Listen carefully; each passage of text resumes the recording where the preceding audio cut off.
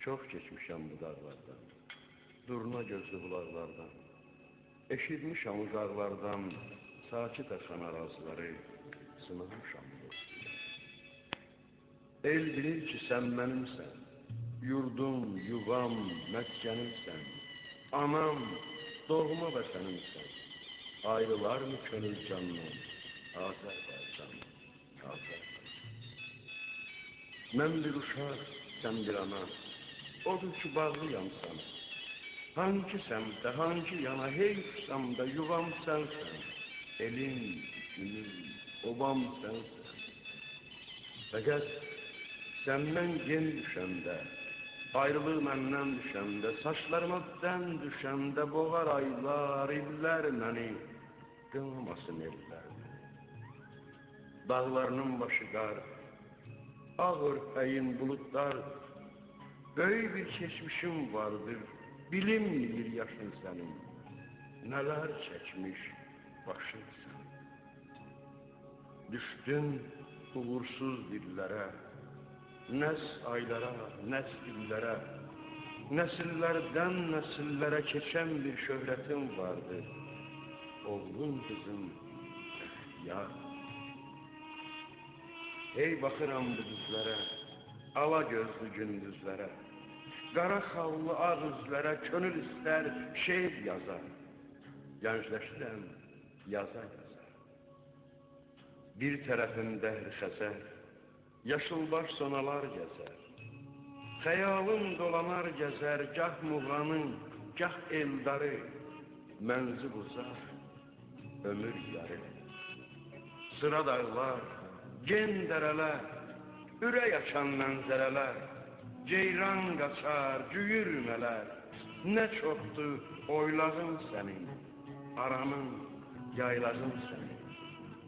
Geç bu dağdan, bu arandan, Astaradan, Lənkərandan, Afrikadan, Hindistandan qonaq gəlir bizə quşlar, zülm əlindən qurtulmuşlar.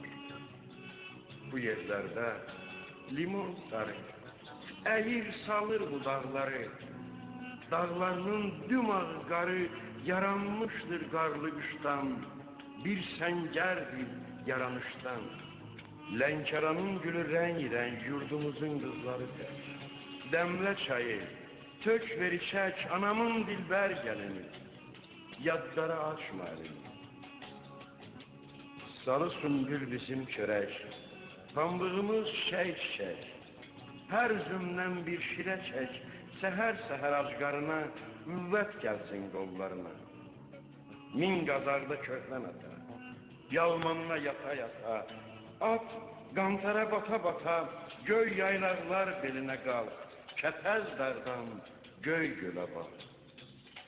Ey azad gün, azad insan, doyunca iç bu bahardan, bizim xallı xalçalardan sər çınarlar kölgəsinə, alqış günəş ölkəsinə. Gönlüm keçir Qarabağdan, gah bu dağdan, gah o dağdan, akşamüstü qoyuzaqdan havalansın kanın səsi, Qarabağın şikəstəsi. Gözəl vətən, mənam dərin, beşiysən gözəllərin, aşır deyər sərin-sərin, sən günəşin qucağısan, şeir sənət ocağısan.